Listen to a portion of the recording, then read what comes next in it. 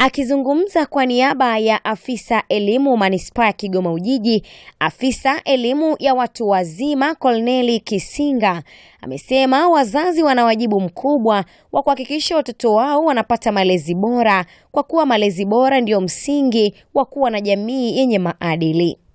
Amesema hayo katika mahafali ya darasa la 7 iliyofanyika katika shule ya msingi Cambridgeshire iliyopo Businde, manispaa ya Kigoma Ujiji. Kumekuwa na matukio mengi sana ya ukatili na uvunjifu wa amani hasa kwa watoto wetu.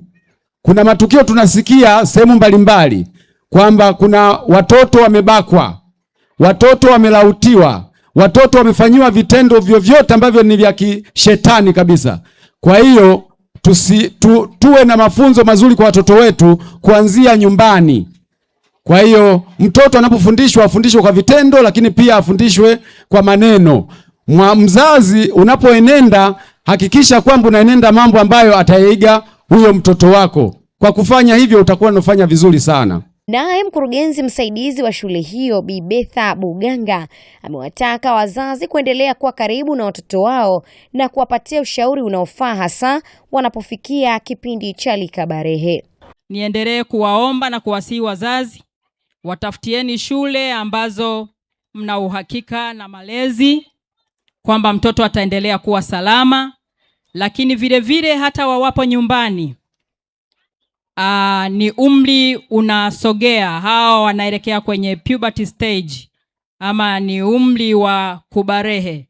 Lazima malezi waliolelewa wakati bado wako madarasa ya chini na sasa hivi wanakoelekea itakuwa tofauti kidogo. Wazazi tujitahidi watoto kuwaelimisha namna ya kuendelea kuenenda, namna ya kujisimamia. Shuleni wamefundishwa vizuri kabisa, ili hiyo safari nyingine ambayo wanaendelea nayo waendelee kuwa salama.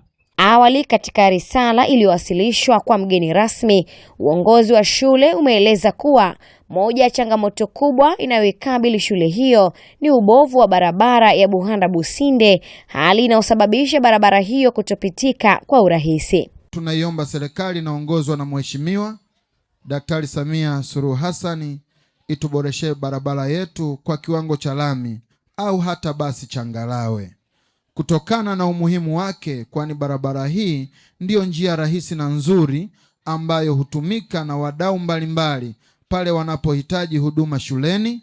Kwa upande wao, baadhi ya wazazi wameitaka jamii kumweka Mungu mbele katika malezi ya watoto wao. Naitwa Neema Venance Joseph. Pamoja na maisha kuwa magumu, pamoja na bidii ya kutafuta kujikwamua na hali ngumu ya kimaisha, basi tutenge muda pia wa kuwaombea. Kwanza tuwaombee sana watoto wetu, tuwaweke karibu na Mungu, tuwafundishe yale ambayo Mungu ametuagiza kufanya, tuwakataze mabaya.